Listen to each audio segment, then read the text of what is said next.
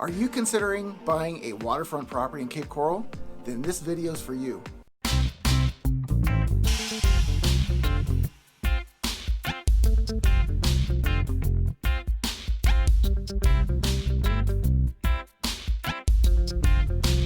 If you want to know what it's like to live, sleep, eat, play, or even buy real estate in the Gulf Coast, then be sure to like, comment, and subscribe to this channel so that you can see all the videos as soon as they come out.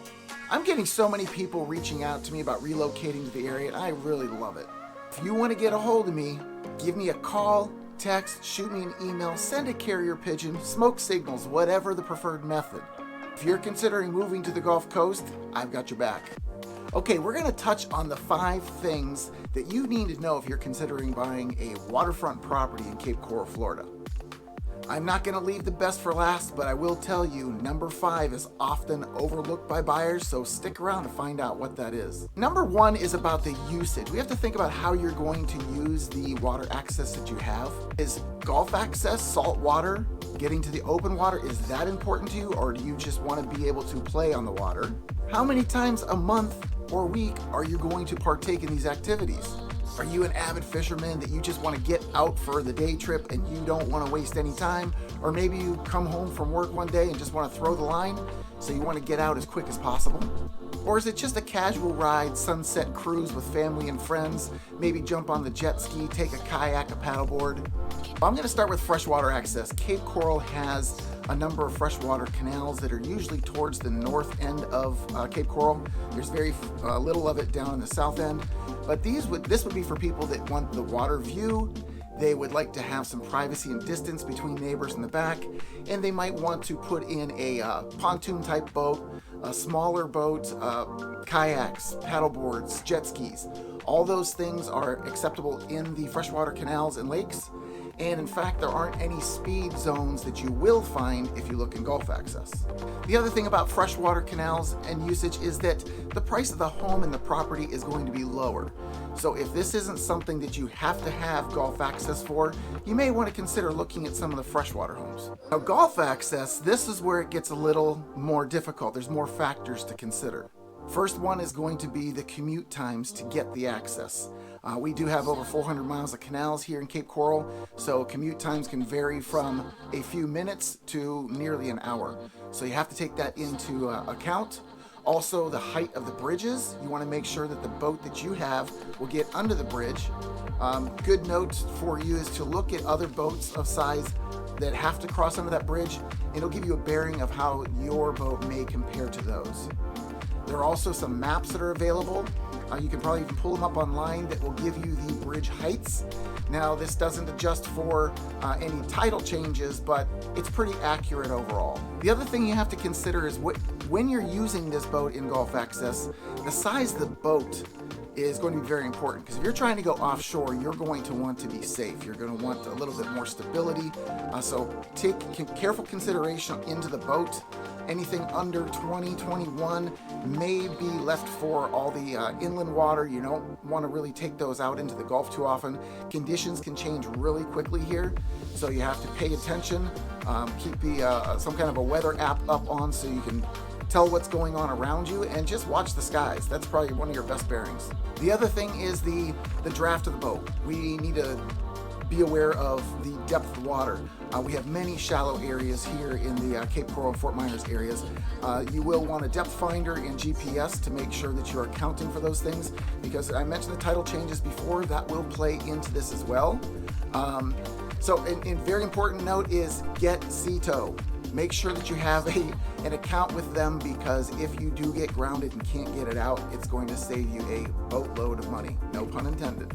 I've attached a link down below for the speed zones on the Caloosahatchee and around the Cape Coral area that will let you know how fast you can go with the boat. There is a quarter-mile buffer on the sides of the river and around much of the waterways in the area, so you have to go slow in those areas. That's like a no-wake zone.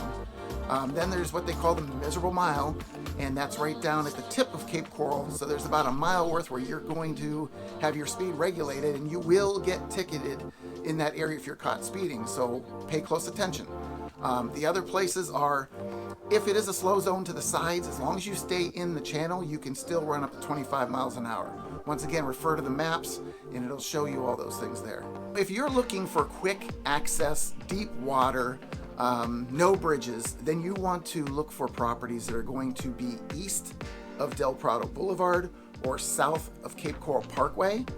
If you opt for the south of Cape Coral Parkway, once you get to Chiquita, everything west of Chiquita has to run through the spreader, which will then take you through the Chiquita boat lock. So be aware that those properties, everything west, you will have in many cases bridges.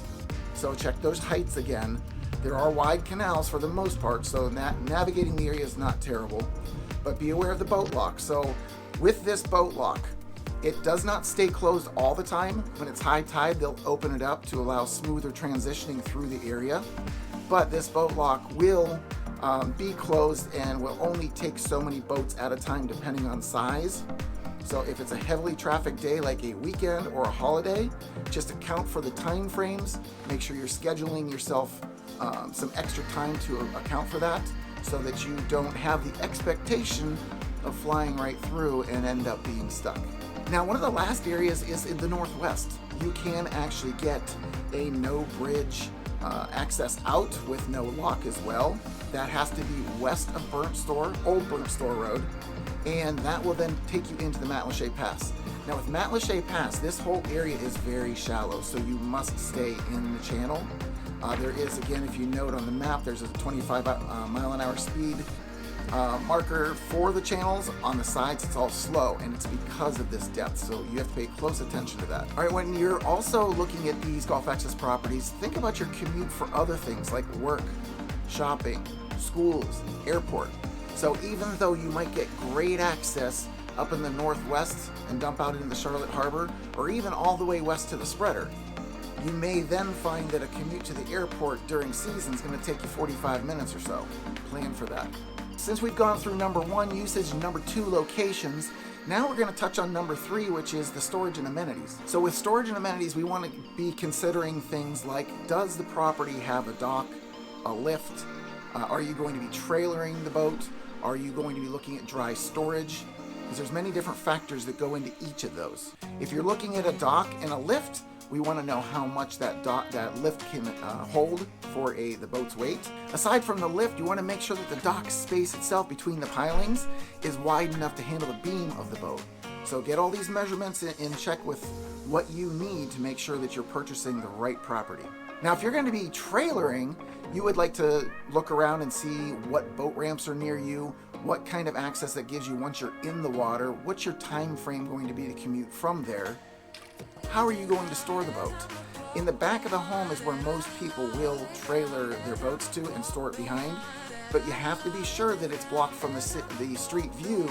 Otherwise, code enforcement can be called in on you and they will ticket you and ask you to find a better way to store it.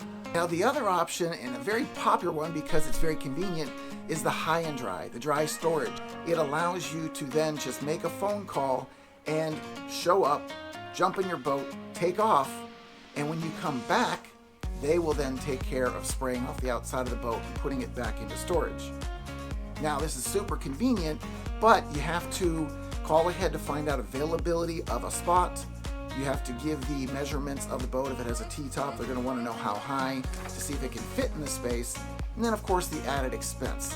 It's not inexpensive if you're looking for a premium location. Number 4 is budget. Now, if you're looking also, there's the condo option. There are Gulf Access condos here. You can get into a Gulf Access condo for as little as the low hundreds in Cape Coral. The median price right now is sitting around $195,000. Many of the Gulf Access condos do not have a lift or even allow you to put one in. So make sure that's part of the consideration. Also, with a condo, you will then have HOAs, homeowner association. So you'll have rules to abide by, and you'll also have fees associated with that. A single family home with Gulf Access as of August 2020 is looking at a median price of $475,000. Now, the demand for these properties is rather high, so that price point is creeping up slowly given our interest rates are so favorable. So this is, as of right now, as of the report that was pulled August 2020, $475,000. Now a single family home that is freshwater access, the median price is $320,000. So you can obviously see there is a difference. So make sure that you need the Gulf access if you're going to pay the extra money. Taxes and insurance, those will also vary greatly from each home style and property type. So make sure that you do your homework and your due diligence dependent upon what property and location that you're going to be looking at. You can look up the tax rolls to get the tax information, and a good insurance agent is readily available most times to be able to give you some kind of a quote before you make that final decision. Okay, so now we're to number 5. This is the one that I said most people don't even think to do. Talk to the neighbors. Who better would know about the neighborhood, the waterways, what goes on around there, what happens in the water system? Is it affected by any of the ecological factors around you? But talk to the neighbors. They'll be your best insight as to what to expect in the neighborhood. That's the top 5 things that you need to know when considering purchasing a waterfront property in Cape Coral, Florida. If there's anything that I missed that you would like more information on, please comment below and I'll be sure to touch base on that. But remember, if there's anything that I can do to help you, you can reach me by phone, text, email, smoke signals, or a carrier pigeon, whatever your preferred method is, because I've got your back when moving to the Gulf Coast.